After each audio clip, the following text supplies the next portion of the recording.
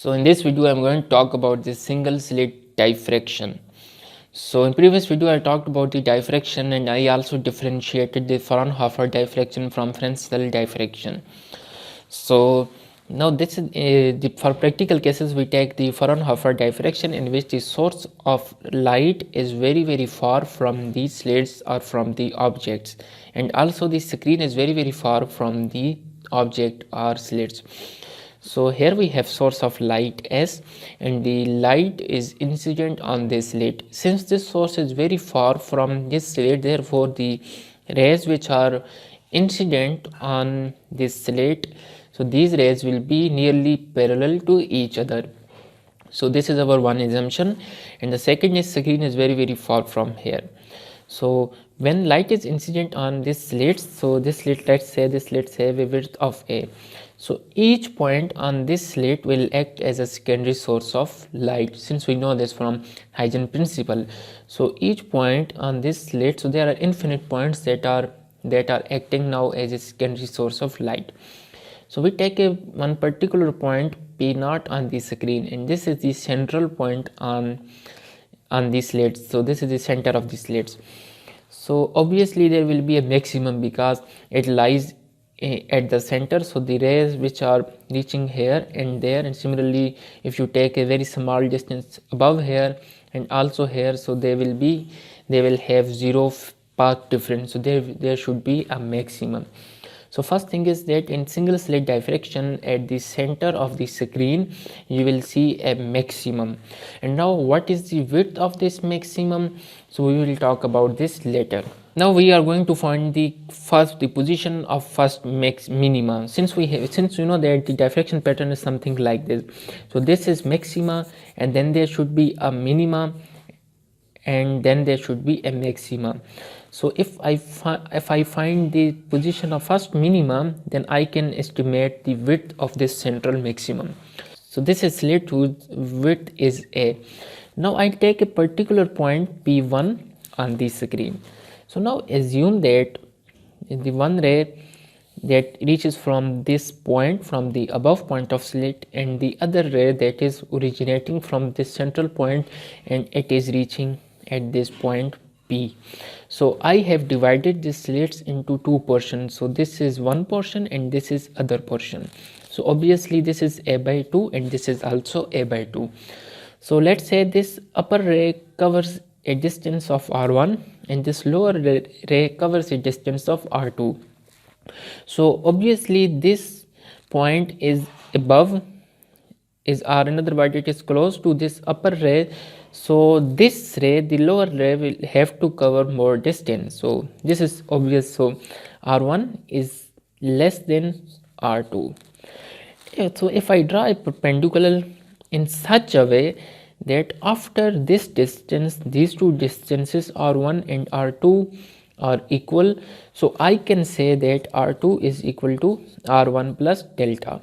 So this delta is the extra distance which this R2 covers. So I can represent this R2 in terms of R1 plus delta. So this is basically the path difference between these two rays.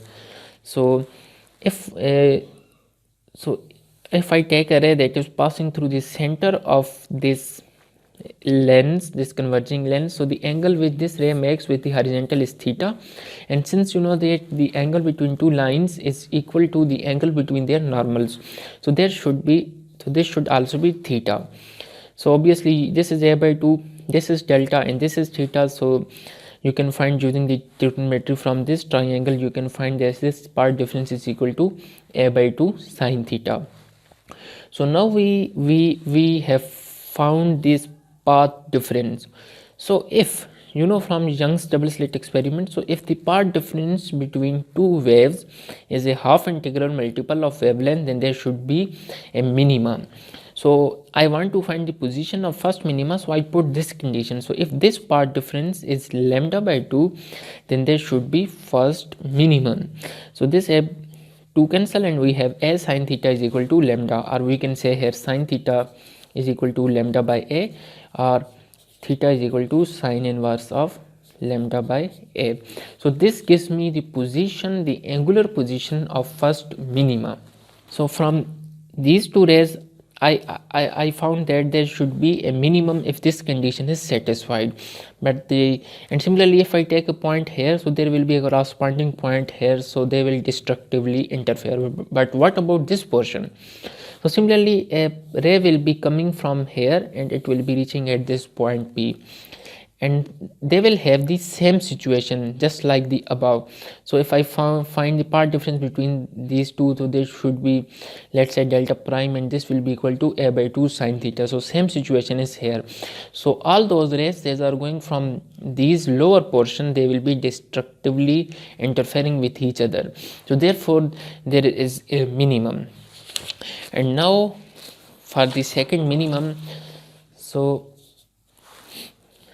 this is my slit whose width is a. So I can divide the slits into 4 equal parts. So the width of each slit will be a by 4. So obviously we take a point P on the screen, and this point is very far from the screen, or we can put a converging lens here such that all of the rays are focused at this point P. So look here. So what is the path difference between these two rays? So the same idea that this ray R2 covers an extra distance as compared to R1, and this extra distance can be taken as delta.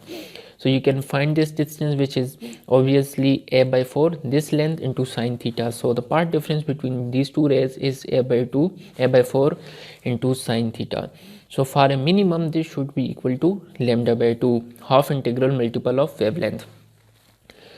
And now these two waves, if we want to find the minimum, the condition for minima, the position for minima, so these two rays will destructively interfere if their path difference a by 4 sine theta is lambda by 2. But what about these two rays? And because the light is incident on this point P from all these sources, so similarly there is also a phase difference of a by 4 sine theta, and here we also have a by 4 sine theta and a by 4 sine theta. So all rays that are originating from this slit are reaching this point P, so they will destructively interfere if their path difference between any two consecutive rays between any two rays from a slit are lambda by 2. So look here, this is one slit, a ray that comes from here, the other, so they will destructively interfere. Similarly, if you take another ray at this distance and similarly at an equal distance from lower, so they will also destructively interfere. So all rays will be destructively interfering, and therefore we will have this condition. So this gives me as sine theta is equal to 2 lambda. So this is the condition for this second minimum. So this is the condition for first minima, this is for second, and similarly this will be in for third. So 1 2 3, and for mth minima you can write as sine theta is equal to m lambda. So in this way we can find the position of minima. So in next video I will be talking about the intensity in a single slit diffraction, and there we will find the condition for maximum, for a secondary maximum. So thanks for watching.